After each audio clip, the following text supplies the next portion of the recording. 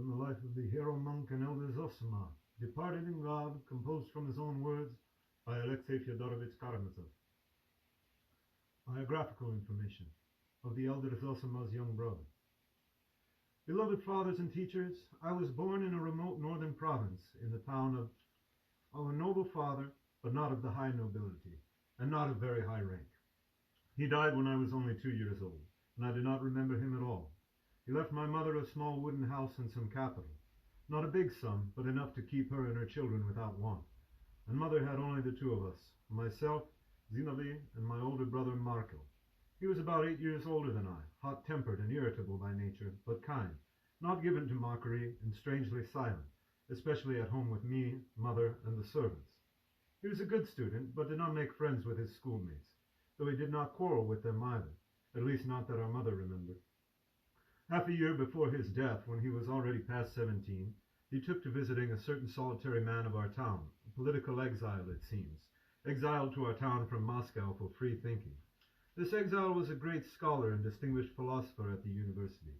For some reason he came to love Marko and welcomed his visits. The young man spent whole evenings with him and did so through the whole winter until the exile was called back to government service in Petersburg, at his own request, for he had his protectors. The great Lent came, but Marko did not want to fast, swore and laughed at it. It's all nonsense, there isn't any God. So that he horrified mother and the servants, and me, too, his little brother. For though I was only 9 years old, when I heard those words I was very much afraid. Our servants were all serfs, 4 of them, all bought in the name of a landowner we knew. I also remember how mother sold one of the 4, the cook Anfimia, who was lame and elderly, for 60 paper rubles, and hired a free woman in her place. And so in the 6th week of Lent, my brother suddenly grew worse. He had always been unhealthy, with bad lungs, of weak constitution, and inclined to consumption. He was tall, but thin and sickly, yet of quite pleasing countenance. Perhaps he had caught a cold or something. In any case, the doctor came and soon whispered to mother that his consumption was of the galloping sort, and that he would not live through spring. Mother started weeping. She started asking my brother cautiously, more so as not to alarm him, to observe Lent and take communion of the divine and holy mysteries, because he was then still on his feet. Hearing that, he became angry and swore at God's church, but still he grew thoughtful. He understood at once that he was dangerously ill, and that was why his mother was urging him, while he was still strong enough, to go to church and receive communion. Though he knew himself that he had been sick for a long time, and already a year before had once said coolly at the table to mother and me, "I'm not long for this world among you. I may not live another year." And now it was as if he had foretold it. About 3 days went by, and then came Holy Week, and on Tuesday morning my brother started keeping the fast and going to church. "I'm doing it only for your sake, mother, to give you joy and peace," he said to her. Mother wept from joy and also from grief. His end must be near, if there is suddenly such a change in him. But he did not go to church for long. He took to his bed, so that he had to confess and receive communion at home. The days grew bright, clear, fragrant. Easter was late that year. All night, I remember, he used to cough, slept badly, but in the morning he would always get dressed and try to sit in an armchair. So I remember him. He sits, quiet and meek. He smiles. He is sick, but his countenance is glad, joyful. He was utterly changed in spirit. Such a wondrous change had suddenly begun in him. Our old nanny would come into his room. "Dear, let me light the lamp in front of your icon." And before, he would never let her. He even used to blow it out. "Light it, my dear, light it. What a monster I was to forbid you before. You pray to God as you light the icon lamp, and I pray, rejoicing at you. So we are praying to the same God." These words seemed strange to us, and mother used to go to her room and weep, but when she went to him, she wiped her eyes and put on a cheerful face. "Mother, don't weep, my dear," he would say. "I still have a long time to live, a long time to rejoice with you, and life is gladsome, joyful." "Ah, my dear, what sort of gladness is there for you, if you burn with fever all night and cough as if your lungs were about to burst?" "Mamma," he answered her, "do not weep. Life is paradise, and we are all in paradise. But we do not want to know it, and if we did want to know it, tomorrow there would be paradise the world over." And everyone marveled at his words. He spoke so strangely and so decisively. Everyone was moved and wept. Acquaintances came to visit us. "My beloved," he would say, "my dear ones, how have I deserved your love? Why do you love such a one as I? And how is it that I did not know it, that I did not appreciate it before? When the servants came in, he told them time and again, "My beloved, my dear ones, why do you serve me? Am I worthy of being served? If God were to have mercy on me and let me live, I would begin serving you, for we must all serve each other." Mother listened and shook her head. "My dear, it's your illness that makes you talk like that." "Mamma, my joy," he said, "it is not possible for there to be no masters and servants, but let me also be the servant of my servants, the same as they are to me. And I shall also tell you, dear mother, that each of us is guilty in everything before everyone, and I most of all." At that mother even smiled. She wept and smiled. "How can it be," she said, "that you are the most guilty before everyone? There are murderers and robbers, and how have you managed to sin so that you should accuse yourself most of all?" "Dear mother, heart of my heart," he said. He had then begun saying such unexpected, endearing words. "Heart of my heart, my joyful one, you must know that verily each of us is guilty before everyone, for everyone and everything. I do not know how to explain it to you, but I feel it so strongly that it pains me. And how could we have lived before, getting angry and not knowing anything?" Thus he awoke every day with more and more tenderness, rejoicing and all a-tremble with love. The doctor would come. The old German Eisenschmidt used to come to us. "Well, what do you think, doctor? Shall I live one more day in the world?" he would joke with him. "Not just one day, you will live many days," the doctor would answer.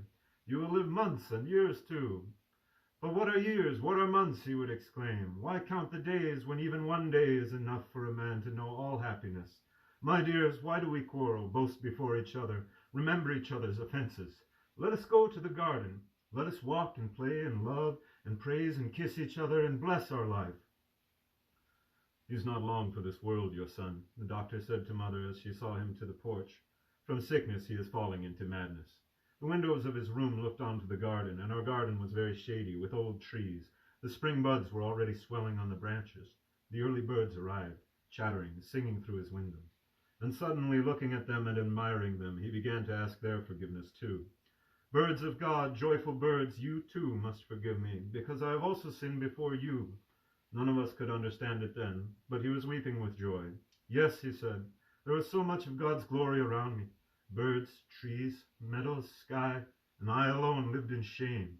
I alone dishonored everything, and did not notice the beauty and glory of it all." "You take too many sins upon yourself," mother used to weep.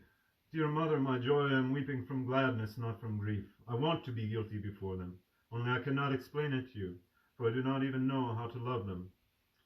Let me be sinful before everyone, but so that everyone will forgive me, and that is paradise. Am I not in paradise now?" And there was much more that I cannot recall or set down. I remember once I came into his room alone when no one was with him. It was a bright evening. The sun was setting and lit up the whole room with its slanting rays. He beckoned when he saw me. I went over to him. He took me by the shoulders with both hands, looked tenderly, lovingly into my face. He did not say anything. He simply looked at me like that for about a minute. "Well," he said, "go now. Play. Live for me." I walked out then and went to play. And later in life, I remembered many times, with tears now, how he told me to live for him. He spoke many more such wondrous and beautiful words, though we could not understand them then. He died in the 3rd week after Easter, conscious, and though he had already stopped speaking,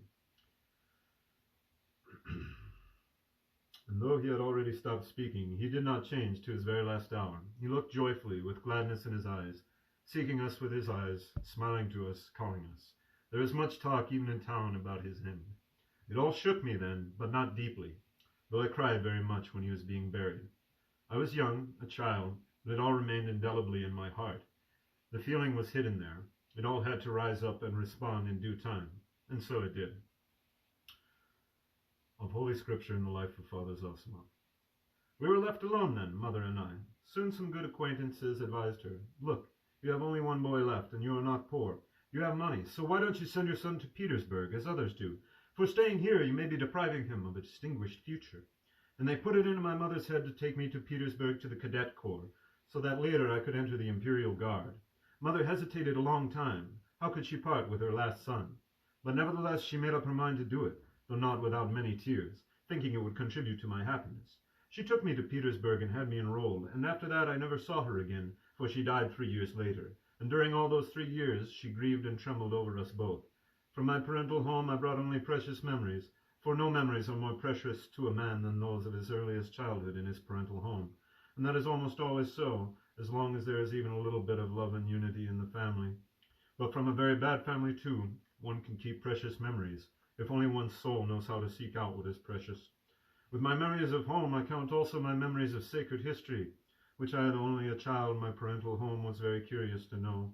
I had a book of sacred history then, with beautiful pictures, entitled 104 Sacred Stories from the Old and New Testaments, and I was learning to read with it.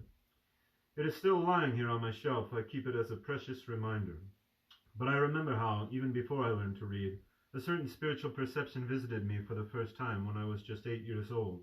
Mother took me to church by myself. I do not remember where my brother was then, during Holy Week, to the Monday liturgy. It was a clear day, and remembering it now, I seem to see again the incense rising from the censer and quietly ascending upwards, and from above, through a narrow window in the cupola, God's rays pouring down upon us in the church, and the incense rising up to them in waves, as if dissolving into them.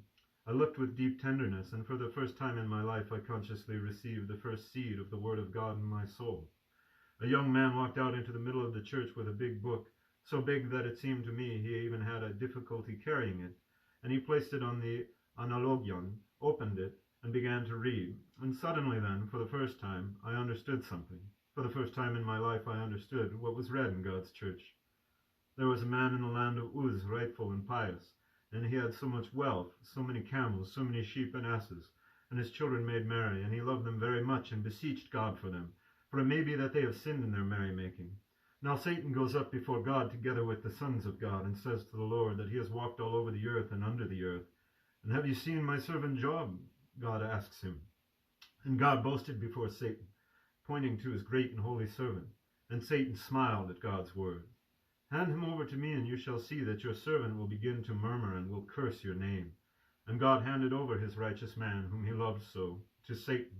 And Satan smote his children and his cattle, and scattered his wealth all suddenly, as if with divine lightning.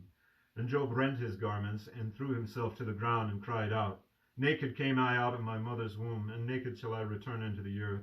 The Lord gave, and the Lord has taken away. Blessed be the name of the Lord, henceforth and forevermore.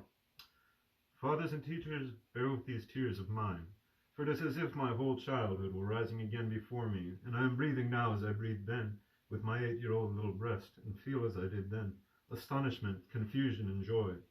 And the camels, which then so took my fancy, and Satan, who spoke thus with God, and God, who gave his servant over to ruin, and his servant crying out, Blessed be thy name, albeit thou chastise me. And then the soft and sweet singing in the church, Let my prayer arise, and again the incense from the priest's censer, and the kneeling prayer. Since then, even just yesterday, I turned to it. I cannot read this most holy story without tears, and so much in it is great, mysterious, inconceivable. Later I heard the words of the scoffers and blasphemers, proud words. How could the Lord hand over the most beloved of his saints for Satan to play with him, to take away his children, to smite him with disease and sores, so that he scraped the pus from his wounds with a potsherd, and all for what? Only so as to boast before Satan, see what my saint can suffer for my sake. But what is great here is this very mystery, that the passing earthly image and eternal truth here touched each other. In the face of earthly truth, the enacting of eternal truth is accomplished. Here the Creator, as in the first days of creation, crowning each day with praise. That which I have created is good. Looks at Job and again praises his creation. And Job, praising God, does not only serve him, but will also serve his whole creation, from generation to generation and unto ages of ages, for to this he was destined. Lord, what a book, what lessons! What a book is the Holy Scripture! What miracle! What power are given to man with it! Like a carven image of the world and of man and of human characters, and everything is named and set forth unto ages of ages, and so many mysteries resolved and revealed. God restores Job again, gives him wealth anew. Once more many years pass, and he has new children, different ones, and he loves them. O Lord, one thinks, but how could he so love those new ones when his former children are no more, when he has lost them? Remembering them, was it possible for him to be fully happy as he had been before, with the new ones, however dear they might be to him? But it is possible, it is possible. The old grief, by a great mystery of human life, gradually passes into quiet, tender joy. Instead of young ebullient blood comes a mild, serene old age. I bless the sun's rising each day, and my heart sings to it as before. But now I love its setting even more, its long slanting rays. and with them quiet, mild, tender memories, dear images from the whole of a long and blessed life. And over all is God's truth, moving, reconciling, all forgiving. My life is coming to an end, I know and sense it. But I feel with every day that is left me how my earthly life is already touching a new, infinite unknown, but swift approaching life, anticipating which my soul trembles with rapture. My mind is radiant, and my heart weeps joyfully. Friends and teachers, I have heard more than once, and it has become even louder in recent days, that our priests of God, the village priests most of all, are complaining tearfully and everywhere at their poor pay and their humiliation, and assert directly, even in print, I have read it myself, that they are now supposedly unable to expound the scriptures for people because of their poor pay. And if Lutherans and heretics come now and begin to steal away their flock, let them steal it away because they say we are so poorly paid. Lord, I say to myself, may God give them more of this pay that is so precious to them, for their complaint is just too. But truly, I tell you, half the blame is ours, if it is anyone's. For even if he has no time, even if he says rightly that he is oppressed all the time by work and church services, still it is not quite all the time. Still he does have at least 1 hour out of the whole week when he can remember God. And the work is not year-round. If at first he were to gather just the children in his house once a week in the evening, the fathers would hear about it and begin to come. Oh, there's no need to build a mansion for such a purpose. You can receive them simply in your cottage. Do not fear. They will not dirty your cottage. You will have them only for an hour. Were he to open his book and begin reading without clever words and without pretension, without putting himself above them, but tenderly and meekly, rejoicing that you are reading to them, and that they are listening to you and understand you, loving these words yourself, and only stopping every once in a while to explain some word that a simple person would not understand, do not worry. They will understand everything. The orthodox heart will understand everything. Read to them of Abraham and Sarah, of Isaac and Rebekah, of how Jacob went to Laban and wrestled with the Lord in his dream, and said, "How dreadful is this place!" And you will strike the pious mind of the simple man. Read to them, and especially to the children, of how certain brothers sold their own brother into slavery, the dear youth Joseph, a dreamer and a great prophet, and told their father that a wild beast had torn him, showing him his blood-stained garments. Read how afterwards the brothers went to Egypt for bread, and Joseph, now a great courtier, unrecognized by them, tormented them, accused them, seized his brother Benjamin, and all the while loving them, I love you, and loving you I torment you. For all his life he constantly remembered how they had sold him to the merchants, somewhere in the hot steppe, by a well, and how he, wringing his hands, had wept and begged his brothers not to sell him into slavery in a strange land, and now, seeing them after so many years, he again loved them beyond measure, but oppressed and tormented them even as he loved them. Finally, unable to bear the torment of his own heart, he goes away, throws himself on his bed, and weeps. Then he wipes his face and comes back bright and shining and announces to them, "Brothers, I am Joseph, your brother." Let him read further how the aged Jacob rejoiced when he learned that his dear boy was still alive, and went down into Egypt, even abandoning the land of his fathers, and died in a strange land, having uttered unto ages of ages in his testament the great word that dwelt mysteriously in his meek and timorous heart all his life, that from his descendants, from Judah, would come the great hope of the world, its reconciler and Savior. Fathers and teachers, forgive me and do not be angry that I'm talking like a little child of what you have long known, which you could teach me 100 times more artfully and graciously. I am only speaking from rapture, and forgive my tears, for I love this book. Let him, the priest of God, weep too, and he will see how the hearts of his listeners will be shaken in response to him. Only a little, a tiny seed is needed. Let him cast it into the soul of a simple man, and it will not die. It will live in his soul all his life, hiding there amidst the darkness, amidst the stench of his sins, as a bright point, as a great reminder. And there is no need of much explaining and teaching. He will understand everything simply. Do you think that a simple man will not understand? Try reading to him further the touching and moving story of beautiful Esther and the arrogant Vashti, the wondrous tale of the prophet Jonah in the belly of the whale. Nor should you forget the parables of the Lord, chosen mainly from the Gospel of Luke. That is what I did. And then Saul's speech from the Acts of the Apostles. That is a must. And finally also from the lives of the saints, at least the life of Alexei, the man of God. And of the greatest of the great, the joyful sufferer, God-seer and Christ-bearer, our Mother Mary of Egypt. And you will pierce his heart with these simple tales, and will only take an hour a week, notwithstanding his poor pay, just 1 hour. He will see that our people are merciful and grateful, and will repay him 100-fold. Remembering the priest's zeal and his tender words, they will volunteer to help with his work, and in his house, and will reward him with more respect than before, and thus his pay will be increased. It is such a simple matter that sometimes we are even afraid to say it for fear of being laughed at, and yet how right it is. Whoever does not believe in God will not believe in the people of God, but he who believes in the people of God will also see their holiness, even if he did not believe in it at all before. Only the people and their future spiritual power will convert our atheists, who have severed themselves from their own land. And what is the word of Christ without an example? The people will perish without the word of God, for their souls thirst for his word and for every beautiful perception. In my youth, way back, almost 40 years ago, Father Anfim and I walked all over Russia collecting alms for our monastery, and once spent the night by a big navigable river on the bank with some fishermen. And we were joined by a comely young man who appeared to be about 18 years old. He was hurrying to get to his workplace the next day, where he pulled a merchant's barge with a rope.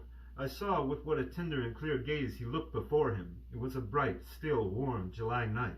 The river was wide. A refreshing mist rose from it. Once in a while a fish would splash softly. The birds fell silent. All was quiet, gracious, all praying to God.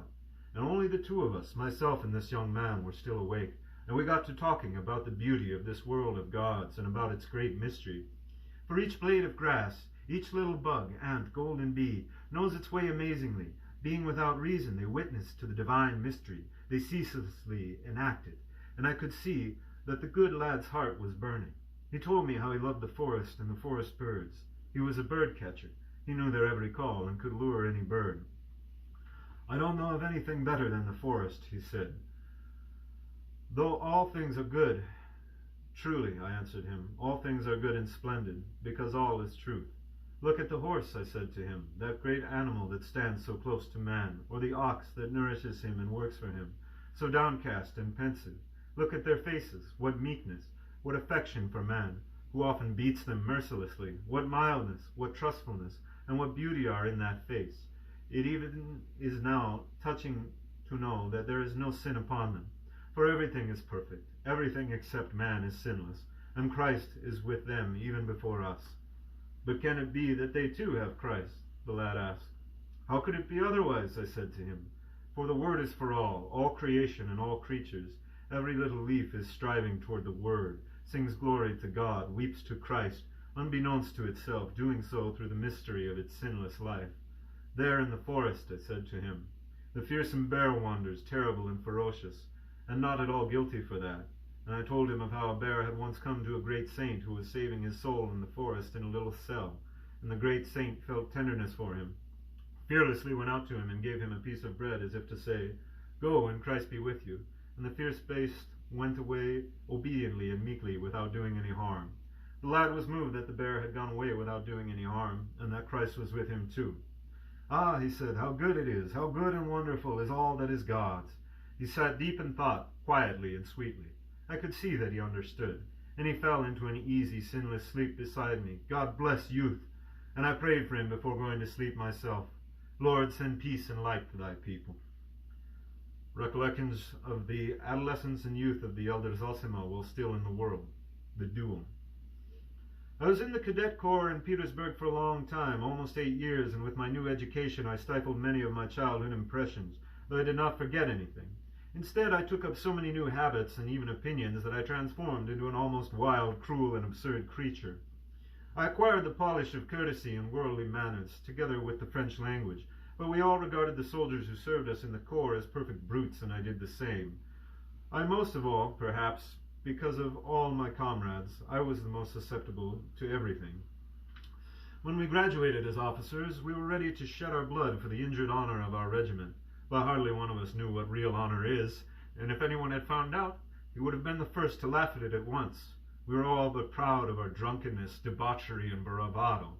I would not say we were wicked. They were all good young men, but they behaved wickedly, and I most of all. The chief thing was that I had come into my own money, and with that I threw myself into a life of pleasure, with all the impetuousness of youth, without restraint, under full sail. The wonder is that I also read books then, and even with great pleasure. The one book I almost never opened at that time was the Bible, though I never parted with it either, but carried it everywhere with me. I truly kept this book without knowing it myself, for the day and the hour, and the month and the year. Having thus been in the service for about 4 years, I eventually found myself in the town of where our regiment was stationed at the time. The local society was diverse, numerous, and fun-loving, hospitable and wealthy, and I was well received everywhere, for I was always of a fun-loving nature, and had the reputation, besides, of being far from poor, which is not unimportant in society. And then a circumstance occurred that was the start of everything. I formed an attachment to a young and wonderful girl, intelligent and worthy, of noble and shining character, the daughter of reputable parents.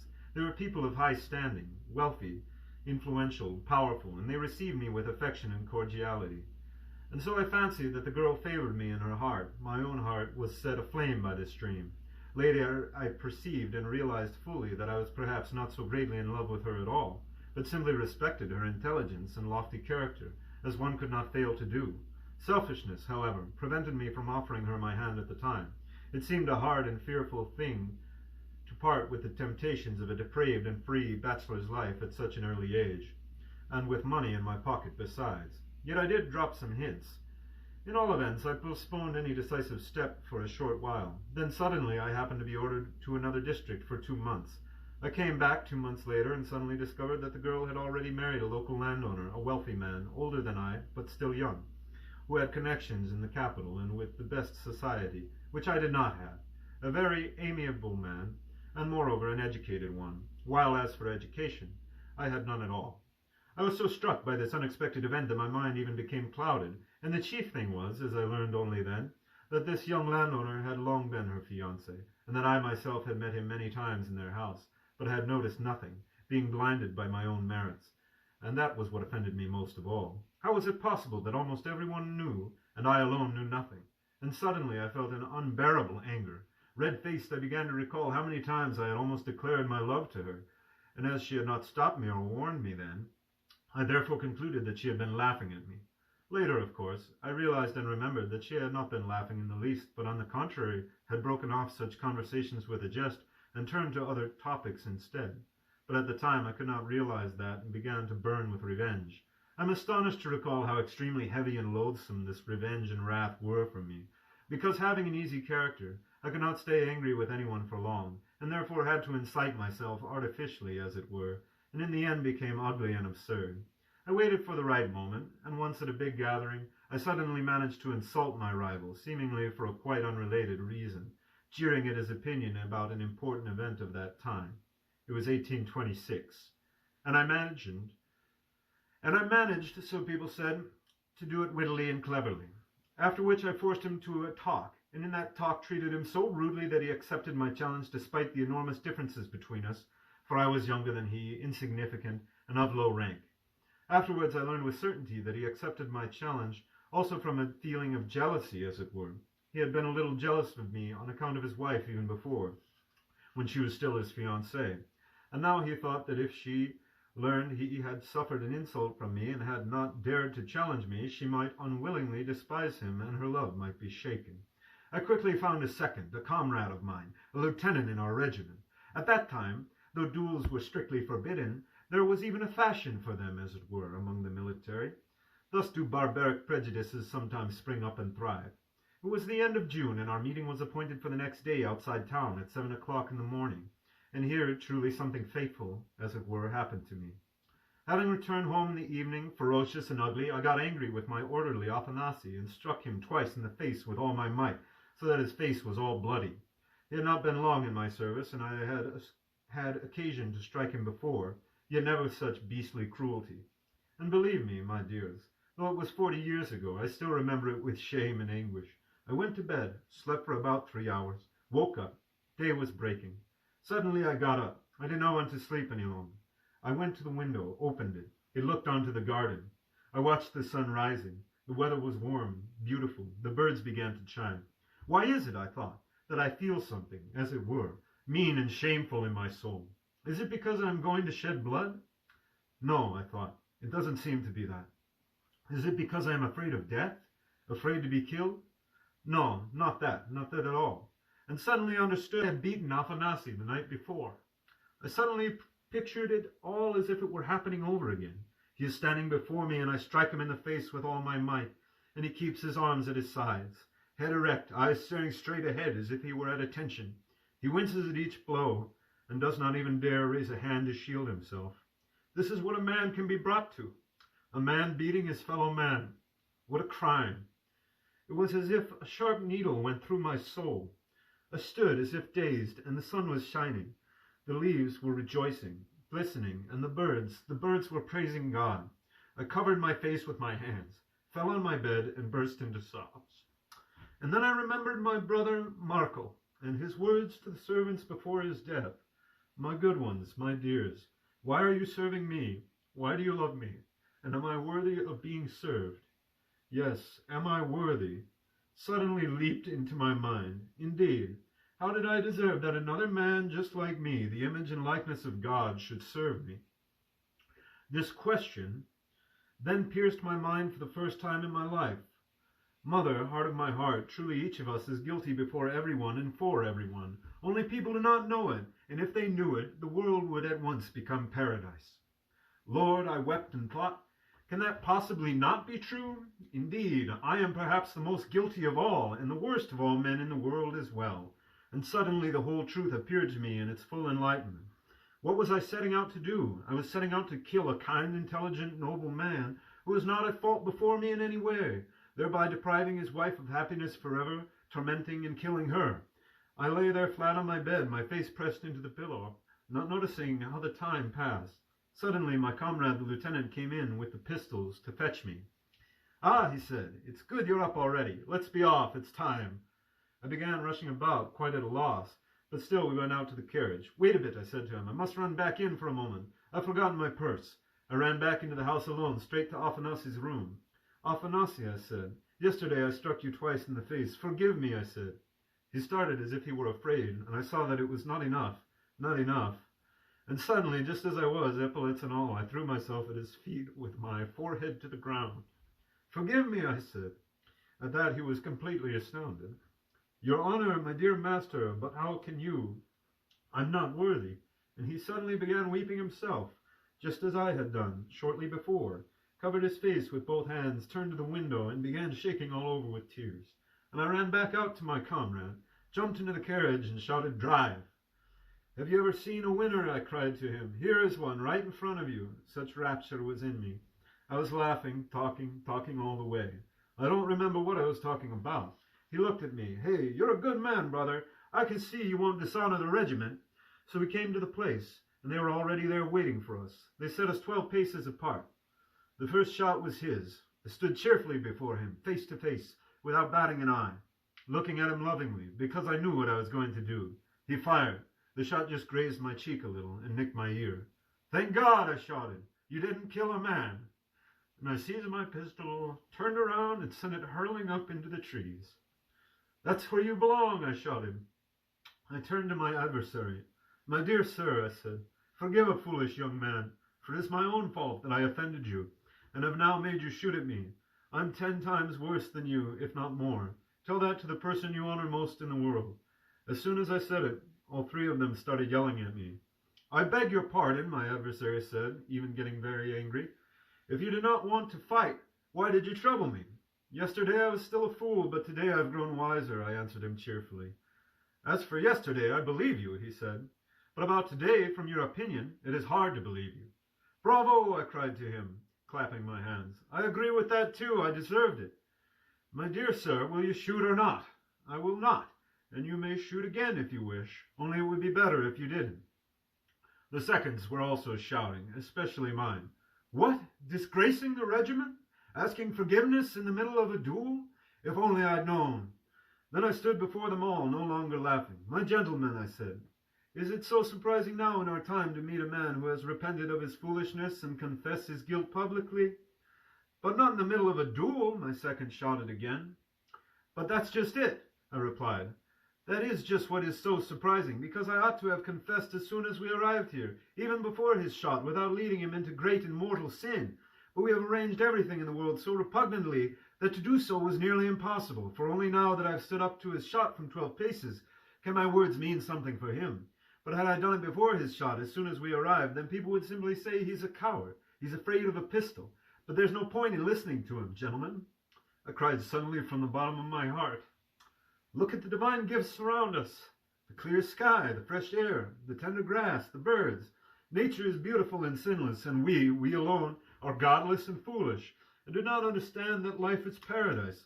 For we need only wish to understand, and it will come at once in all its beauty, and we shall embrace each other and weep. I wanted to go on, but I could not. So much sweetness, so much youngness, even took my breath away, and in my heart there was such happiness as I had never felt before in all my life. That is all very sensible and pious, my adversary said to me, and you're an original man in any case. Laugh, I said to him, laughing myself, but later you will praise me.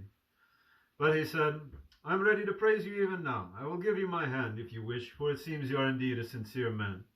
No, I said, not now, but later when I've become better and deserve your respect. Then give me your hand, and you will do well. We returned home, my second scolding me all the way, while I kept kissing him. My comrades all heard about it at once, and met to pass judgment on me that same day. He has dishonored the regiment, they said. He must resign his commission. I had my defenders as well. He did stand up to the shot, they said. Yes, but he was afraid of the other shots and asked forgiveness in the middle of the duel. But if he was afraid of the other shots, my defenders objected, he would have fired his own pistol first, before asking forgiveness. But he threw it into the trees still loaded.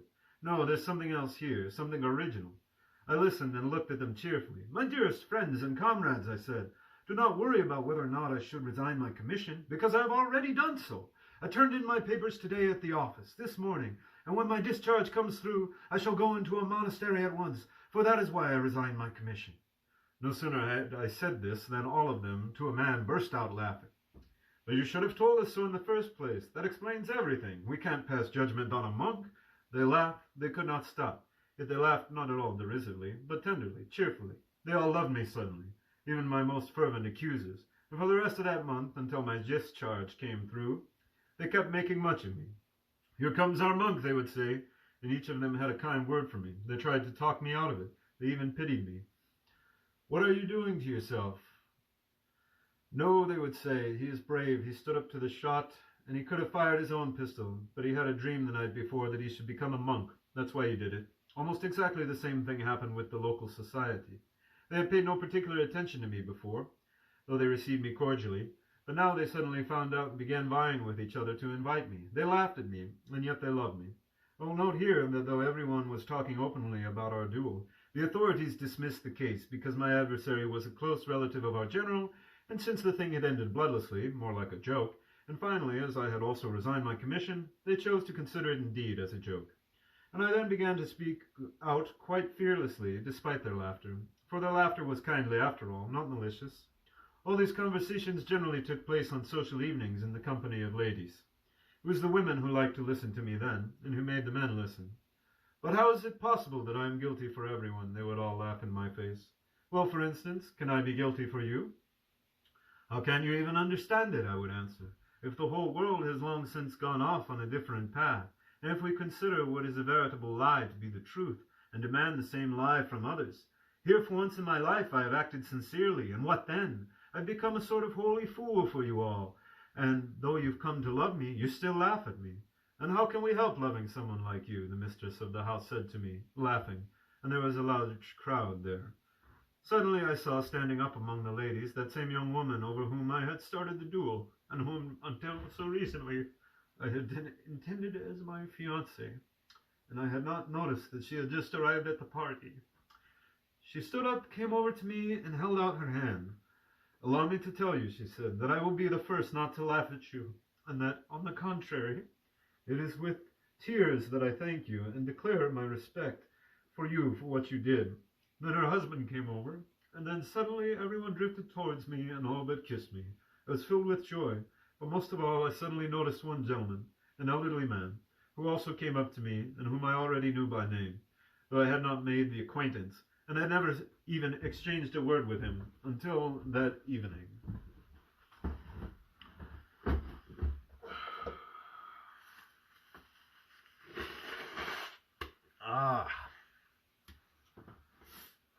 It's an emotional story. Forgive me.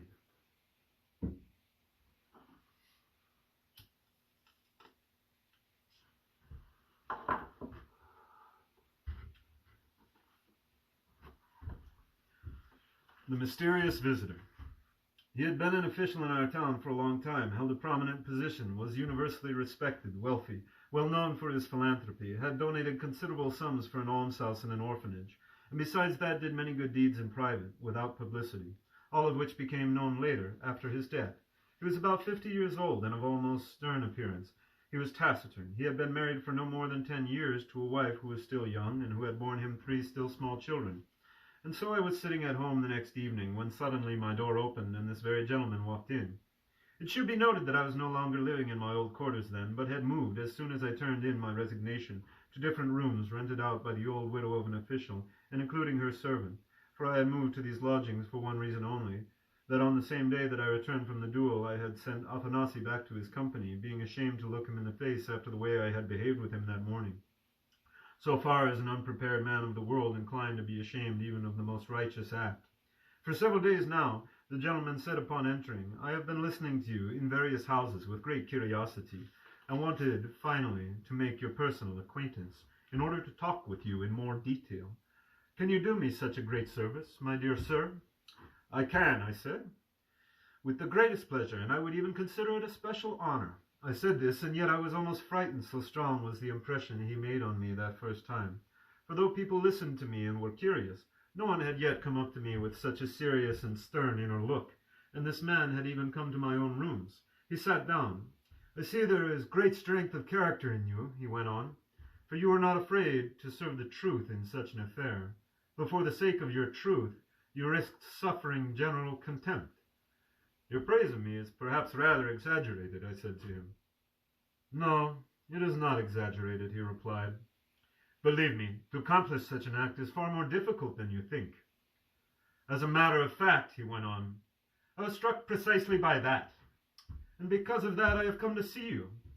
Describe for me, if you do not disdain my perhaps quite indecent curiosity, exactly what you felt at that moment when you decided to ask forgiveness during the duel. Can you remember? Do not regard my question as frivolous. On the contrary, I have my own secret purpose in asking such a question, which I shall probably explain to you in the future, if God wills that we become more closely acquainted. All the while he was speaking, I looked him straight in the face and suddenly felt the greatest trust in him, and besides that, an extraordinary curiosity on my own part, for I sensed that he had some sort of special secret in his soul. You ask exactly what I felt at that moment when I asked forgiveness of my adversary, I replied. But I had better tell you from the beginning what I have not yet told to anyone else. And I told him all that had happened between Afanasy and me, and how I had bowed to the ground before him. From that you can see for yourself, I concluded, that it was easier for me during the duel, for I had already started at home, and once I set out on the path, the rest went not only without difficulty, but even joyfully and happily. He listened and looked kindly at me. That is all extremely interesting, he said. I shall come and see you again and again. And after that he took to visiting me almost every evening, and we should have become very close friends if he had spoken to me about himself as well. But he said hardly a word about himself, but only kept asking me about myself. In spite of that, I came to love him very much and trusted him completely with all my feelings, for I thought, why do I need his secrets when I can see, even without that he is a righteous man? Besides, he is such a serious man, and we are not the same age, yet he keeps coming to me and does not disdain my youth. And I learned much that was useful from him, for he was a man of lofty mind. That life is paradise, he said to me suddenly. I've been thinking about it for a long time, and suddenly added, that is all I think about. He looked at me smiling.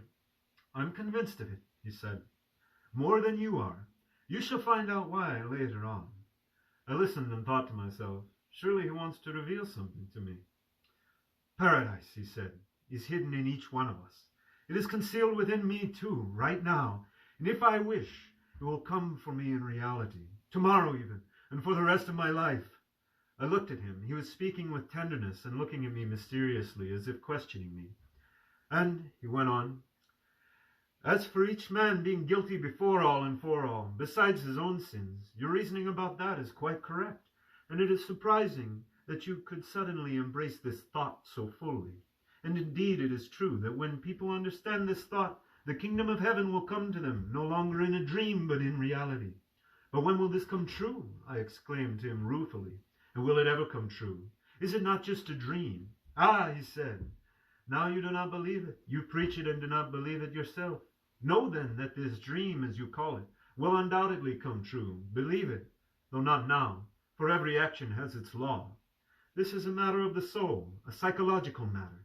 In order to make the world over anew, people themselves must turn onto a different path psychically.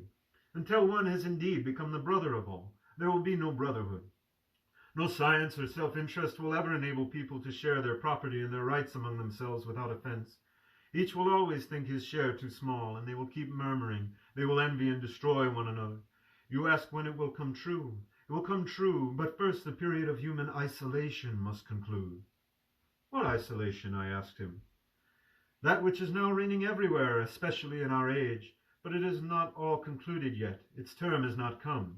For everyone now strives most of all to separate his portion, wishing to experience the fullness of life within himself.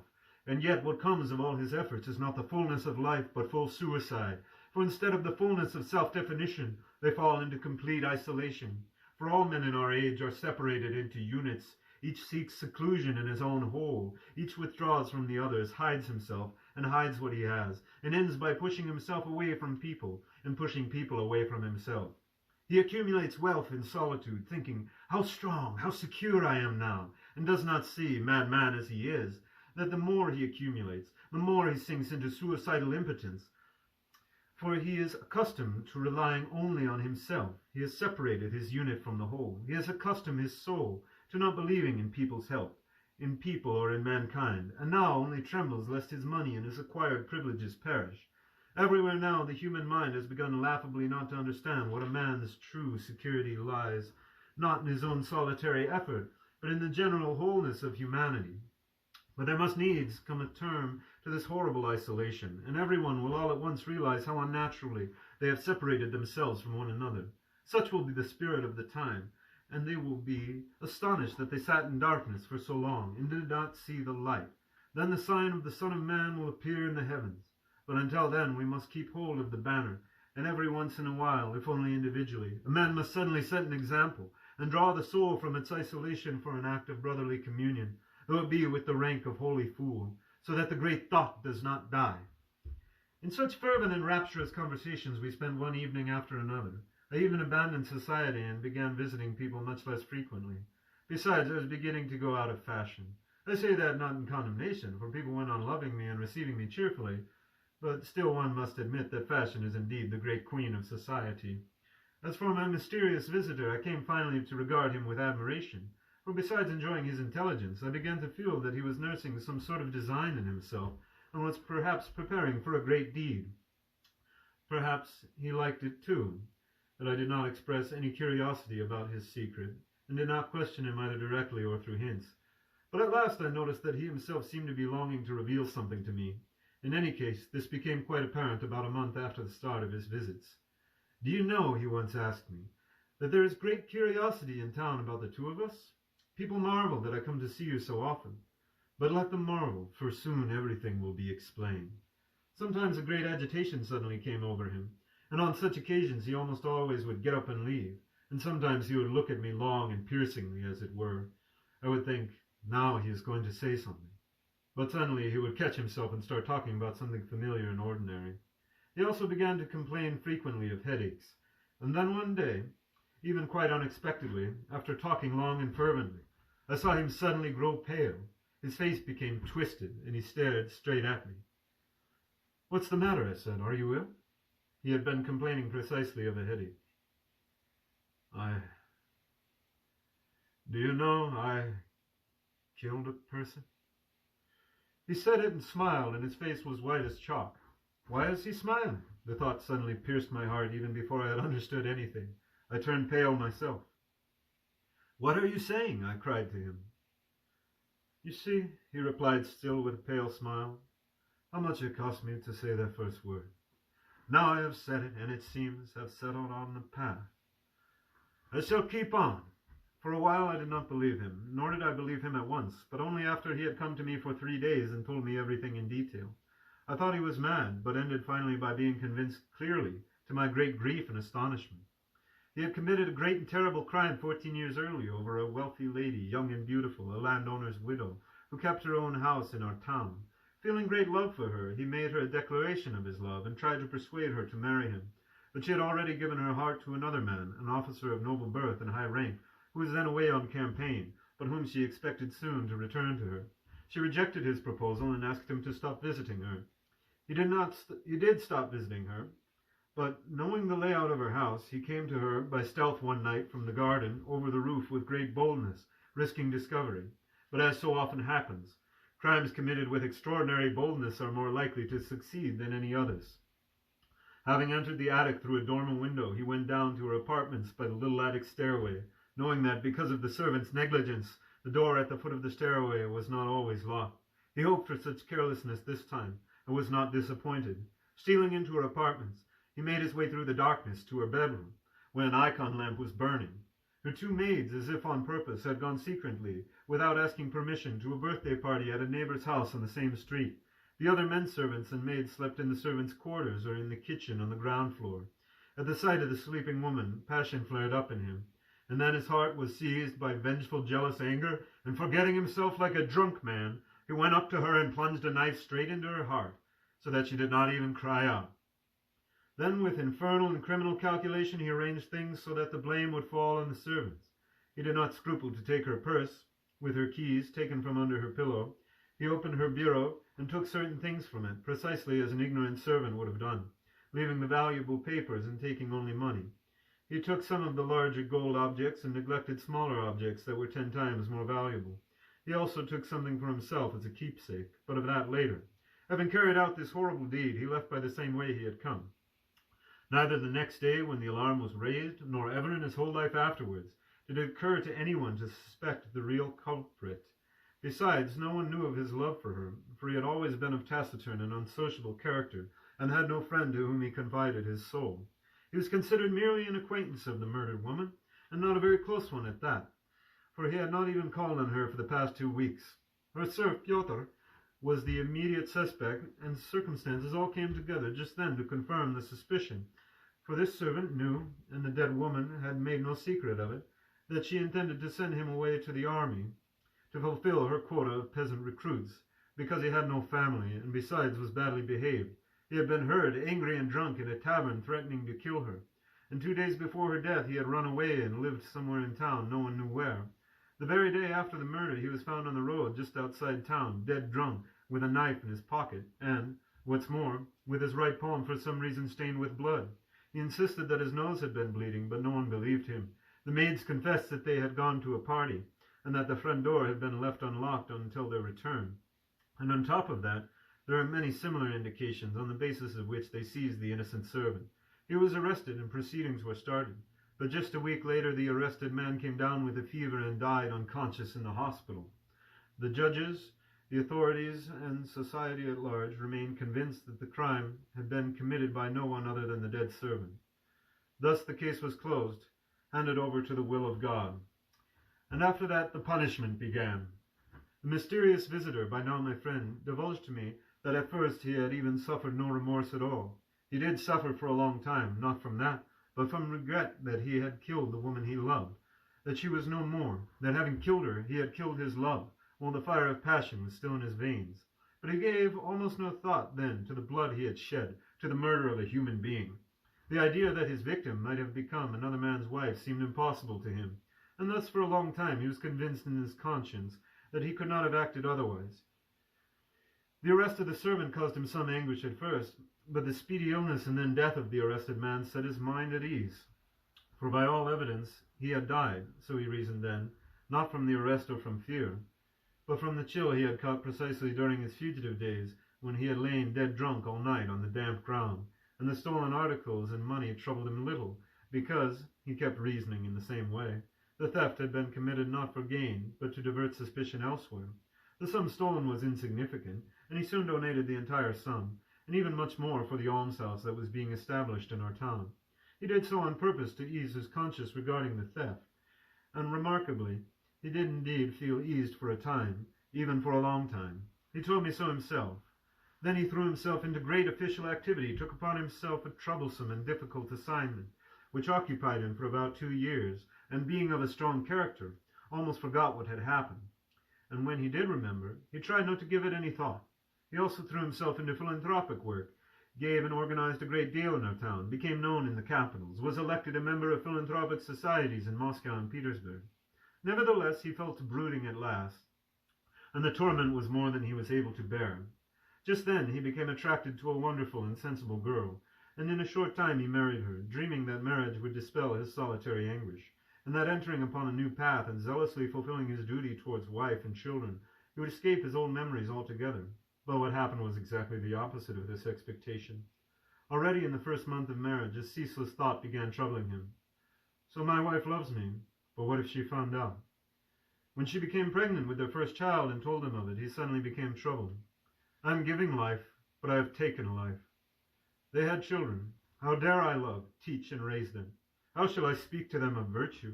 I have shed blood. They were wonderful children. One longed to caress them, and I cannot look at their innocent, bright faces. I am unworthy.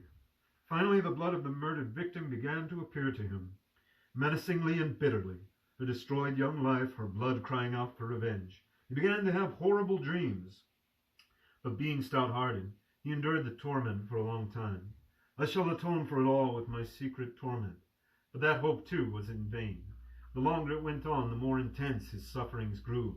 He came to be respected in society for his philanthropic activity, though everyone was afraid of his stern and gloomy character.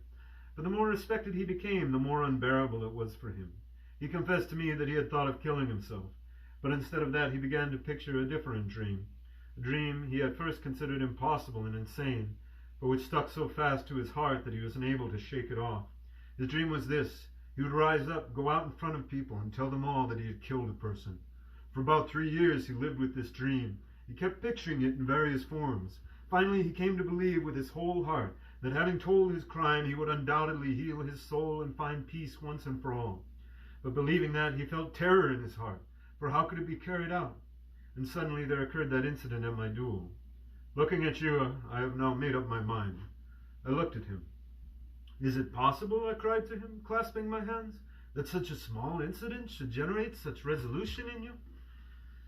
My resolution has been generating for 3 years, he replied, and your incident only gave it a push. Looking at you, I reproached myself and envied you. He said this to me even with severity. But no one will believe you, I observed to him. It was 14 years ago. I have proofs, great proofs. I will present them. I wept then and kissed him. Decide one thing, just one thing for me, he said, as if everything now depended on me. My wife, my children. My wife may die of grief, and my children, even if they are not stripped of rank and property, my children will become a convict's children, and that forever. And what a memory I shall leave in their hearts. I was silent. And how to part with them, to leave them forever, for I will be forever, forever. I sat silently, whispering a prayer to myself. Finally I got up. I was frightened. Well, he looked at me. Go, I said. Tell them. All will pass. The truth alone will remain. Your children, when they grow up, will understand how much magnanimity there was in your great resolution. He left me then, as if he had indeed made up his mind to it. Yet he still kept coming to me for more than 2 weeks, every evening, preparing himself, still unable to make up his mind. He tormented my heart. One time he would come determinedly and say with deep feeling, I know that paradise will come to me, will come at once, the moment I tell. For 14 years I have been in hell. I want to suffer. I will embrace suffering and begin to live. One can go through the world with a lie, but there is no going back. Now I do not dare to love not only my neighbor, but even my own children. Lord, but perhaps my children really will understand the cost of my suffering and will not condemn me. The Lord is not in power, but in truth. Everyone will understand your deed, I said to him.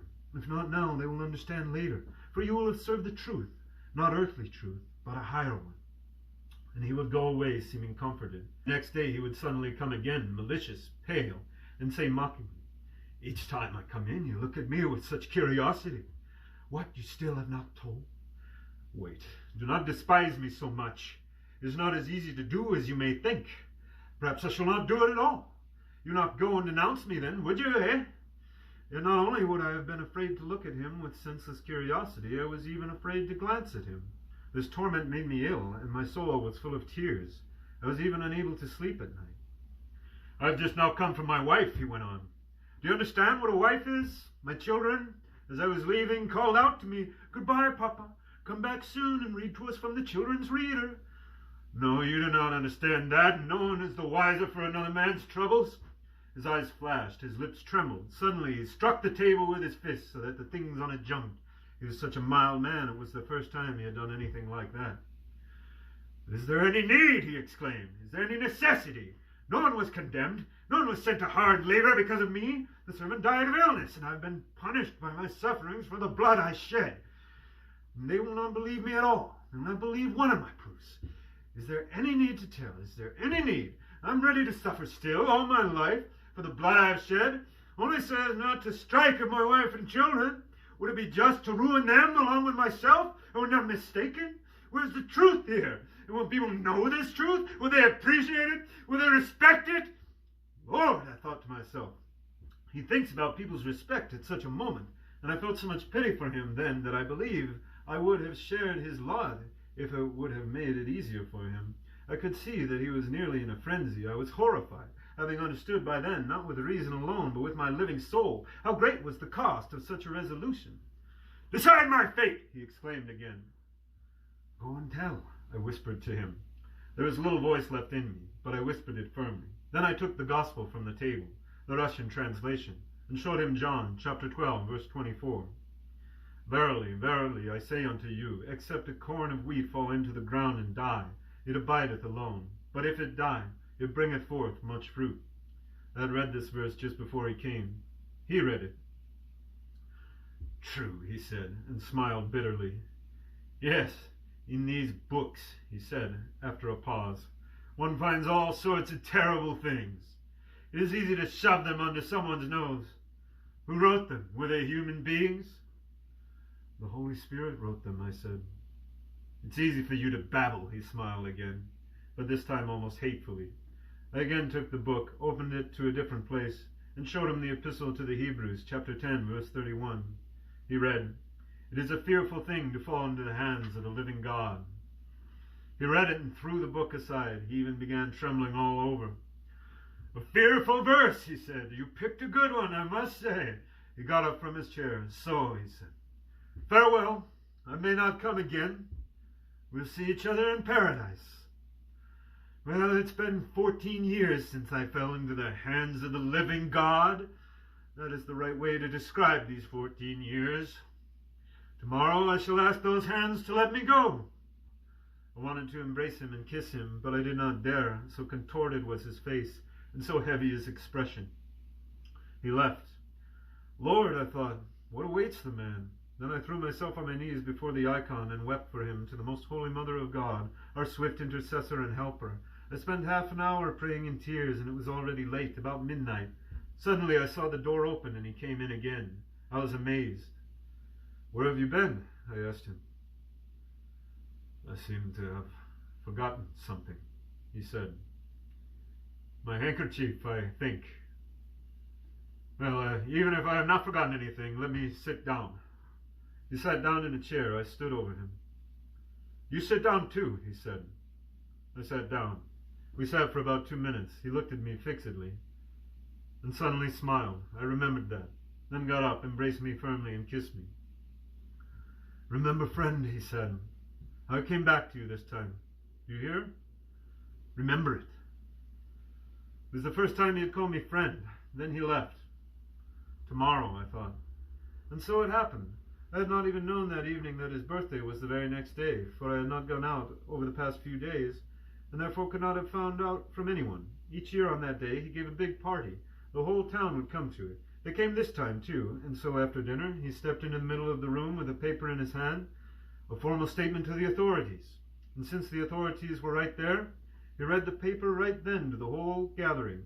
It contained a full account of the entire crime in all its details. "As an outcast, I cast myself out from among people. God has visited me," he concluded the paper. "I want to embrace suffering." Right then he brought out and placed on the table all the things he fancied would prove his crime and had been keeping for 14 years, the gold objects belonging to the murdered woman, which he had stolen to divert suspicion from himself, her locket and cross taken from around her neck, the locket containing a portrait of her fiancé, a notebook, and finally 2 letters, one from her fiancé informing her of his imminent arrival and her unfinished reply to his letter, left on the table to be sent to the post office the next day. He had taken both letters, but why? Why had he kept them for 14 years instead of destroying them as evidence? And what happened then? Everyone was astonished and horrified, and no one wanted to believe it, though they listened with great curiosity. But as to a sick man, and a few days later it was all quite decided among them, the verdict being that the unfortunate man had gone mad. The authorities in the court could not avoid starting proceedings, but they also held back, though the articles and letters he produced did make them think. Here, too, it was decided that even if the documents proved to be authentic, a final accusation could not be pronounced on the basis of these documents alone. And the articles he might have obtained from the woman herself as her acquaintance and trustee. I heard, however, that the authenticity of the articles was later verified by many acquaintances and relatives of the murdered woman, and that there were no doubts about that. But again, the case was destined to be left unfinished. Within 5 days, everyone knew that the sufferer had become ill and that they feared for his life. What the nature of his illness was, I cannot explain. It was said that he had a heart ailment, but it became known that the attending physicians, at his wife's insistence, also claimed his psychological condition and reached the verdict that madness was indeed present. I betrayed nothing, though they came running to question me. But when I wished to visit him, I was prohibited for a long time, mainly by his wife. "It was you who upset him," she said to me. "He was gloomy anyway, and over the past year everyone noticed his unusual anxiety and strange actions. Then you came along and ruined him. You and your endless reading at him did it. He never left you for a whole month." And then not only his wife, but everyone in town fell upon me and accused me. "It is all your fault," they said. I kept silent and was glad in my soul, for I saw the undoubted mercy of God towards him, who had risen against himself and punished himself. I could not believe in his madness. At last they allowed me to see him. He had demanded it insistently in order to say farewell to me. I went in and saw at once that not only his days but even his hours were numbered. He was weak, yellow, his hands trembled, he gasped for breath, but his look was tender and joyful. "It is finished," he said to me. "I've long been yearning to see you. Why didn't you come?" I did not tell him that I had not been allowed to see him. "God has pitied me and is calling me to himself. I know I am dying, but I feel joy and peace for the first time after so many years.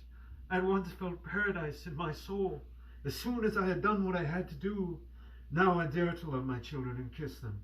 No one believes me, neither my wife nor the judges. My children will never believe me either.